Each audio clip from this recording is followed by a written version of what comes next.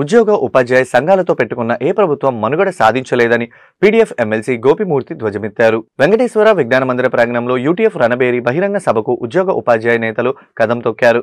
గత ప్రభుత్వం ఉద్యోగ ఉపాధ్యాయ సంఘాలను సమస్యలను నిర్లక్ష్యం చేయడం వల్లనే ప్రభుత్వం మారిందని రాష్ట్ర అధ్యక్షులు నక్కా వెంకటేశ్వర్లు వివరించారు. కానీ ఈ కూటమి ప్రభుత్వం అధికారంలోకి వచ్చి 15 నెలలు అవుతున్న ఉపాధ్యాయుల సమస్యలను పట్టించుకోవడం లేదని మండిపడ్డారు.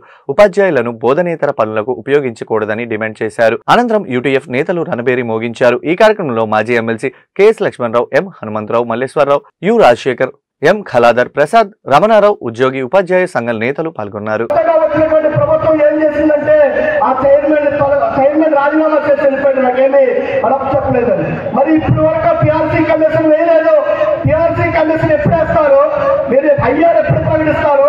పిఆర్సీని ఎప్పుడు అమలు చేస్తారు? ఇంకా 2 సంవత్సరాల 8 నెలల కాలం మాత్రమే ఉంది.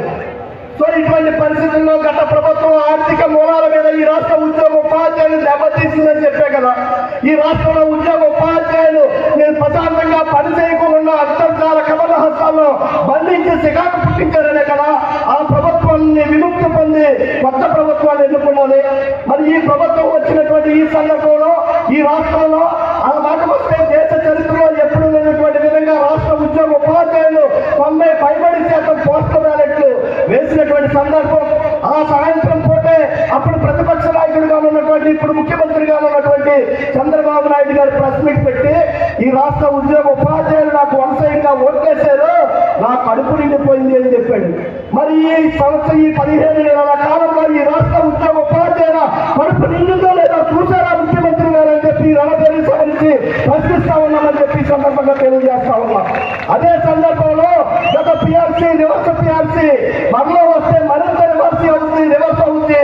మన ప్రభుత్వం వస్తే నేను మంచి పిఆర్సీ వేస్తాను, పిఆర్సీ అమలు చేసేటప్పుడు ఇంటీరియర్ రిలీఫ్ ఇస్తానని చెప్పారు.